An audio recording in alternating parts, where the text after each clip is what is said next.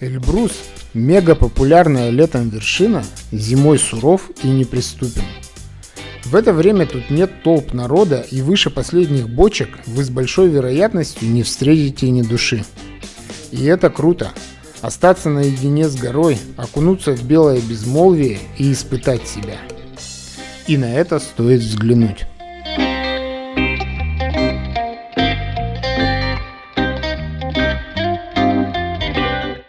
Привет, друзья! В предыдущем видео я рассказал вам предысторию, как проклятый коронавирус загнал меня на зимний Эльбрус. А сегодня я поведаю вам о том, что из этого вышло. Какие у зимнего Эльбруса преимущества перед летним, какие недостатки, к чему нужно быть готовым и кому ни в коем случае нельзя ходить на зимний Эльбрус. Короче, мы уже в самолете, Руслан уже в маске. Прилетев прямым рейсом в Минводы, мы вызвали водилу за 3000 до Трескола, по пути затарились продуктами на гору в Магните и к вечеру заселились в уютный 4-местный номер в гостинице с оригинальным названием «Домики в горах». Номер, кстати, тут за 2000 вообще лакшери. На 4, 2000 за ночь. Не, вы не подумайте, мы никого сюда не пригласим. Нас было двое. Но у Руслана был Инстаграм, а с Инстаграмом ты никогда не останешься без компании. Вот. Ну ладно, давай, на связи. Да, пока. Не успели мы заселиться, Руслан уже снял какую-то девушку и договаривается завтра с ней идти на Чегет. Да нет, на самом деле... Ну-ка, Алис, что это за ситуация? Это ученица моя. Покатали, экскурсию сделали по ущелью. Здравствуйте. Мы, знаешь, так обрадовались вчера, что ты приедешь. Мы решили, что как бы мы чисто... Да, персонаж. Да. Потому что в мужской компании снимать, как два мужика поехали в сезон коронавируса лезть на Эльбрус на зимний, это не очень интересно. Таня оказалась очень позитивной и компанейской попутчицей. Заодно она заняла общением Руслана, и я мог наслаждаться красотами, снимать и думать о своем. А здесь оно настолько все концентрировано, вот прям вся красота. То есть если горы, они прям вот как расческой. Горы. Если ледник, то прям на все ущелье ледник. Первый день мы решили акклиматизироваться на Чегете. Вышли на поляну к станции канатки и пошли вверх по лыжному склону. Эльбрус сейчас даже при этой подсветке видно, что льда нет. Прям такого открытого большого. Сплюнь. Ну, а что тут плевать-то? Тут можно плюнуть, через 2 часа он будет. На твоем же плевке, да, вырастет? Да, ветер подует и все сдует. Эльбрус с юга – это не только широченные дороги и канатки, но и множество вершин, маршрутов, исторических мест и легенд. Отсюда очень хороший вид открывается на стену Дангузаруна. И легендарная гора.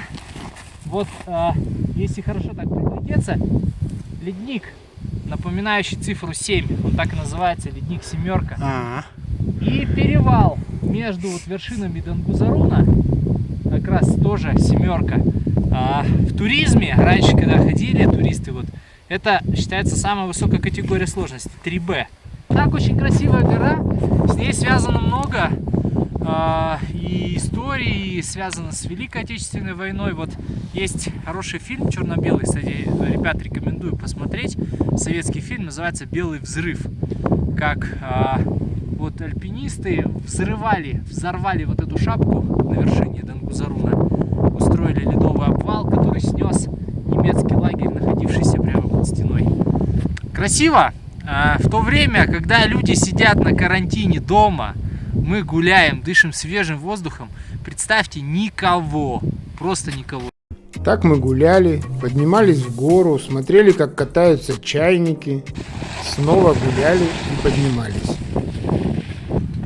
300 высота, верхняя часть рабочей канатки. Давайте, погода хорошая, еще пройдем по гребню немножко. Вскоре мы добрались до высоты 300, набрав при этом почти километр по вертикали. Но нам было мало. И мы пошли туда, куда не ходит канатка. И нас то и дело обгоняли суровые пацаны на скитуре. Многие люди спрашивают, почему начинают ходить в горы. Все отвечают примерно одинаково. Но в какой-то момент, когда ты долго чем-то занимаешься, приходит разочарование.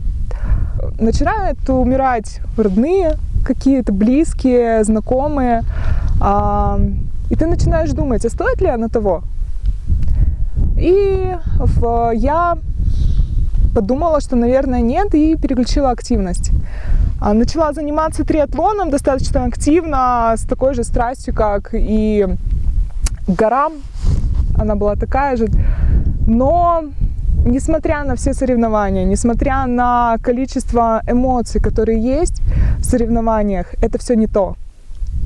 И вернувшись в горы обратно, я поняла, что в городе неважно, что ты делаешь, ты такого не найдешь. Не найдешь таких эмоций, не найдешь таких красот, не найдешь тех видов, когда не нужно говорить, а просто нужно помолчать и смотреть, как мир прекрасен, как человек на самом деле очень маленький и очень хрупкий. И стоит возвращаться. Вот. Эльбрус затянуло, цель акклиматизации была достигнута, и наградой всему этому нас ждала лучшая пирожковая на всем Приэльбрусе. Друзья, здесь самые вкусные пирожки в мире. Вот нам принесли. Это вот пирожок за сколько рублей? За 100 рублей. За 100 рублей. Так что по-божески. Сейчас наедимся. А Руслан пьет киселя и дига. Ну как, пирожки-то действительно самые вкусные. И еще один обязательный бонус Южного Эльбруса ждал нас сегодня. Спуск вниз на кресельной канатной дороге. Грех его не использовать, пока канатку не закрыли из-за коронавируса. Спуск здесь стоит всего 150 рублей. Вот так вот мы проводим время вдали от коронавируса. Видите, как тут чисто. Ни одного коронавируса. Какая станция? Конечно. Земля. Тепло тут у вас. Плана восхождения у нас с Русланом не было. И мы ваяли его прямо на ходу. Теперь пиши график вот здесь. Только так, чтобы я мог тоже вот в эту строчку попасть. Короче, завтра бочки. Так. А тут мы поднимаемся, спокойно ночуем и идем на А теперь, чтобы было понятно всем, и нам, и остальным, рисуй высотный график. Твой и мой рисуем. Как сложно. Это же Эльбрус. Ну, понятно, но Не по акклиматизации моносол, нет, а ну подожди. Эльбрус. Пока. Эльбрус. Алло, здравствуйте. А вы бочки сдаете на Эльбрусе? Это вам не с севера ходить. Да. Покушали и поехали. Жили мы в Терсколе. Расстояние до канатной дороги на поляне Азау, ведущей на склоны Эльбруса, около 2 километров. Такси стоит 200 рублей. Мы с Таней вчера допустили оплошность и не намазались кремом. И в итоге оба сгорели. Сравнивать загарчики все-таки как бы. Или с этим тоже, да. Я уже намазалась, мне было больно спать. Нам понравилась версия Руслана, что подниматься по горнолыжному склону запрещено. А по трассе не дают подниматься пешком. И один пролет до станции Кругозор мы решили проехать на канатке. Очень красиво. Кстати, билет, так называемый альпинистский подъем и спуск, стоит 1500 рублей, а скипас на весь день 2500. Где же тут справедливость? Все равно по-русски пойдем. Пешком? Пешком. Вот, кстати, отсюда очень хорошо видно гребень на Чигет. Вот, и вершинная башня Чигета. Видишь, вот там вот и карнизы вот дальше идут. Гребень узкий становится. Народ идет. Вот западная вершина Эльбруса. Туда мы и идем. Склон был не крутой, на опорах играла музыка, и любуясь всем этим, я даже потерялся. Руслан с Таней что-то отстали. Я даже не знаю, ждать их или нет. Телефон недоступен. Ладно, пойдем выше. Нормально так? Идешь наверх, музыка играет. Я сейчас такой стою там внизу и снимаю видео. Ага. Руслан с Таней отстали. Телефон у него недоступен. Что же делать? Пойду-ка я вверх. И поворачиваюсь, и Таня Он наверху. наверху уже, блин. Как-то там вы лихо. более резко где ты шел, а мы более долго шли, поэтому быстрее получилось.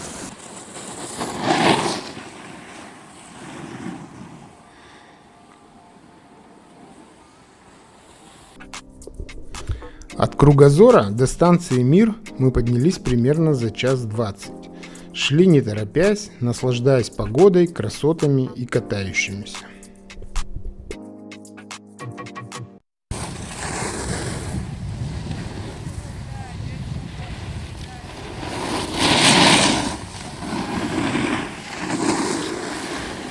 Вот это называется Эльбрус с юга. Вот это Эльбрус с юга. Все видно. Официант, 2 пива, пожалуйста. Нет, ребята, без палатки это не восхождение. Это так, баловство. Не, если палатку тащит порты, это нормально. Предлагаю эту станцию проехать на канатке, а потом уже до 4200 идти пешком. Я согласен. Я за. Что написано? Самая высокая канатная дорога. Это самая высокогорная канатка Европы, при этом ты на этом поднимаешься на 4000, 4,0. На чем? 0,50. А, на этом? Лучше, чем пешком. Прекрасно. Я скажу прямо, это настоящая акклиматизация. Ну что, на Эльбрус едем? Умнее ничего не придумаешь. Вот так, не напрягаясь, с шутками и прибаутками, мы добрались до Гарабаши. Высота 3850. Эльбрус с юга, однако. Поднялись от Мира до Гарабаши на подъемнике. Сейчас идем пешком до бочек. С 3700 до 4200. Идется хорошо вообще. Прекрасно.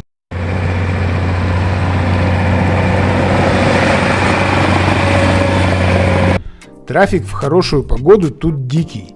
Снегоход берет 1000 рублей за подъем на высоту 4500 от Гарабаши. И от желающих нет отбоя. Лыжники, сноубордисты и просто туристы. Но к 3 часам все стихнет, ведь канатка в 4 закрывается. Почему я не люблю эту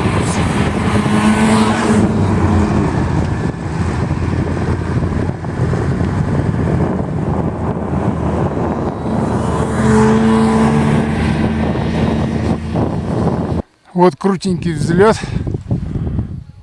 перед нашим приютом. И мы уже на месте. Справа восточная вершина. Слева лыжник, кто не понял. И бывший приют 11. Минут за 50 мы доползли до наших бочек. И там нам показали классное шоу. Вперед, смотрите направо. Куда?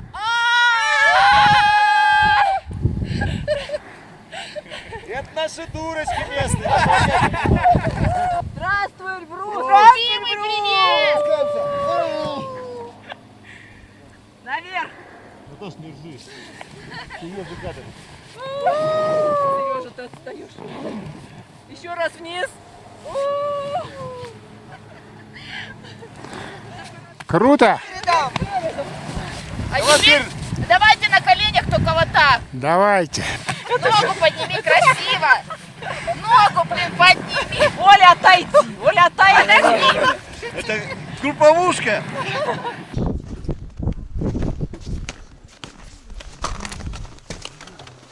Немного передохнув на солнышке и попив киселя, Руслан с Таней пошли выше, а я остался ждать хозяина бочек с ключами.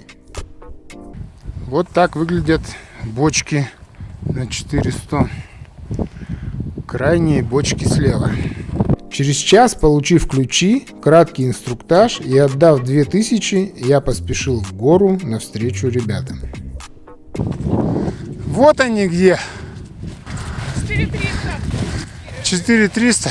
Может, 4250. Стоять, что бежали?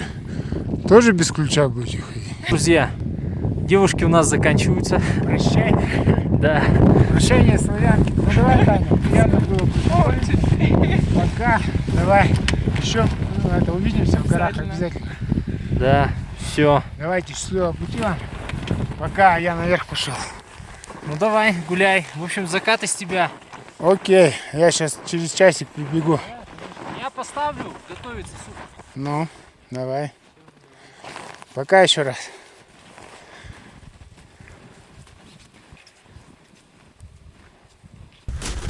Высота 4200. Сегодня с 2 километров набрали еще 200. Сзади Ужба, Безиндийская стена, красота.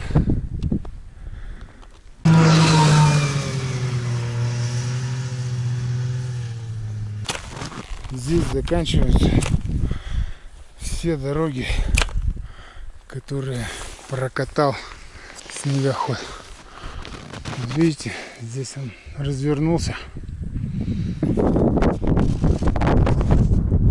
Ветер, легкий бриз, можно сказать.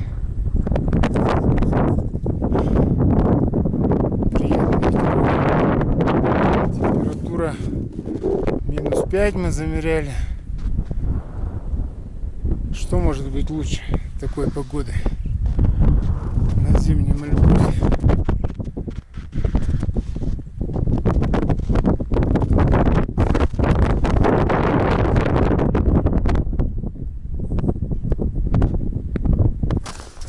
Все, бежим вниз. Да, такую красоту редко когда удается увидеть. Несомненно, Эльбрус с юга гораздо красивее, чем с севера. Хорошо, сейчас к вечеру уже нет ни ретраков, ни снегоходов. Тишина на горе. Таня уехала, канатка закрылась, и мы с Русланом остались одни на горе. Не, ну в такой столовой вдвоем Нет, ну когда обедать это вообще народа никого нет, кайфец. тепло и сухо, мухи не летают. Вот такие тут красивые рисуночки. Если вы ходите на Эльбрус, то вас может кто-то нарисовать. Ну как, Руслан, супчик с тушенкой? Да, отлично. Самое приятное, что мы тут одни. Да. Что значит зима на Эльбрусе?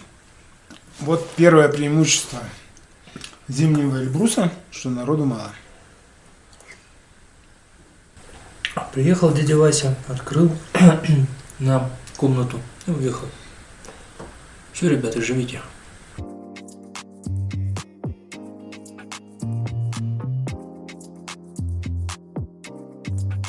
Вот у нас такой большой домик.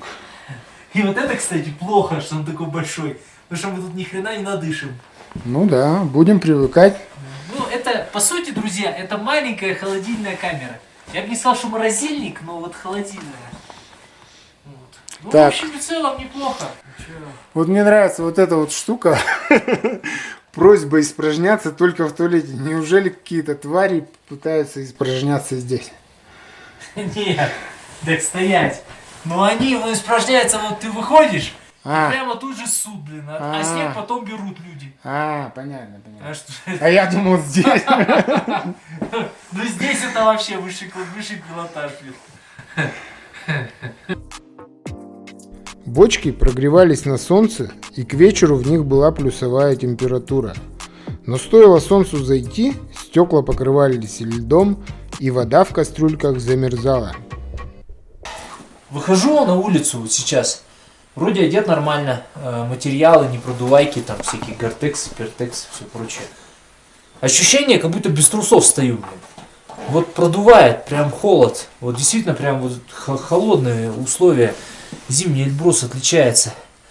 А вот это вот ощущение холода сейчас дает такой эффект.